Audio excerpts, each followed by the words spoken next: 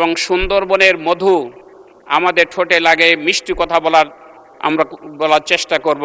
সুন্দরবনের মধুর কথা বলার পরে অনেকে দেখাচ্ছিল এরকম, হয়তো ভেবেছিলাম আপনি সবার জন্য নিয়ে আসবেন, এরকম না হলেও এরকম হলেও আনার চেষ্টা করবেন। সবার জন্য নিয়ে আসলে 1 মিনিট বাড়ালাম, যান 1 মিনিট। মাননীয় স্পিকার, 1 মিনিট।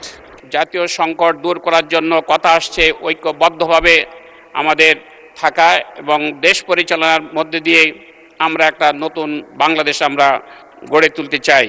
সম্মানিত স্পিকার, আপনারা জানেন ইতিমধ্যে আমাদের বিরোধী দলের নেতা বলেছেন যে আমরা আমাদের কথাগুলো আরও সংযত করব এবং সুন্দরবনের মধু আমাদের ঠোঁটে লাগে মিষ্টি কথা আমরা বলার চেষ্টা করব। আমার এলাকা হলো সুন্দরবন এলাকা। আমি সকল মাননীয় সংসদ সদস্যদেরকে সুন্দরবনে যাওয়ার আমন্ত্রণ জানাচ্ছি এবং মধু খাওয়ার এবং সুন্দরবন ভ্রমণে আমি দাওয়াত দিচ্ছি। মাননীয় স্পিকার, সর্বশেষ আমার নির্বাচনী এলাকার এই নির্বাচনী এলাকার মধ্যে অনেকগুলো সমস্যা আছে যেগুলো মাননীয় জাতীয় সংসদ সদস্যরা বলেছেন। রাস্তাঘাটের সমস্যা, টেকসই বেড়িবাঁধের। ধন্যবাদ মাননীয় সদস্য। আপনি খুব ইন্টেলিজেন্ট। আমি সুন্দরবনের মধুর কথা বলার পরে অনেকে দেখাচ্ছিল এরকম, হয়তো ভেবেছিলাম আপনি সবার জন্য নিয়ে আসবেন, এরকম না হলেও এরকম হলেও আনার চেষ্টা করবেন।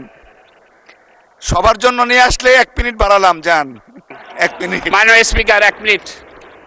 জি, মাননীয় স্পিকার, আমার নির্বাচনী এলাকায় অনেকগুলো সমস্যার মধ্যে আমি মনে করি যে উপকূল এলাকা হওয়ার কারণেই প্রতি বছরেই প্রায় বেড়িবাঁধ ভেঙে যায়। দ্রুত এই বেড়িবাঁধ, টেকসই বেড়িবাঁধ নির্মাণ করার জন্য আমি সংশ্লিষ্ট মন্ত্রীর কাছে আমি আহ্বান জানাচ্ছি। যোগাযোগ ব্যবস্থা অনুন্নত রয়েছে এবং আমার নির্বাচন এলাকায় 2টি উপজেলা আছে। তার মধ্যে কয়রাকে আমরা পৌরসভা মানে উন্নতি করার জন্য ইতিমধ্যে আমি ডিও লেটার দিয়েছি, এটা যেন বাস্তবে রূপ নেয়। আমার এলাকায় মৎস্য চাষের অনেক সম্ভাবনা রয়েছে এবং সেখান থেকে রাজস্ব আয় হওয়ার অনেক সম্ভাবনা রয়েছে। এই কারণেই আমরা সেখানেই একটা মৎস্য শিল্প আমরা গড়ে তুলতে চাই। আপনার মাধ্যমে আমি সংশ্লিষ্ট মন্ত্রীকে আমি অনুরোধ রাখতে চাই।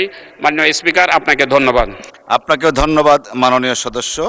আলোচনায় অংশগ্রহণ করবেন পিরোজপুর 2 আসন। না, উনি দিবেন মাননীয় সদস্যবৃন্দ, এত বড় কৌটা না দিলে মিডিয়াম দিবেন, বোঝা গেছে।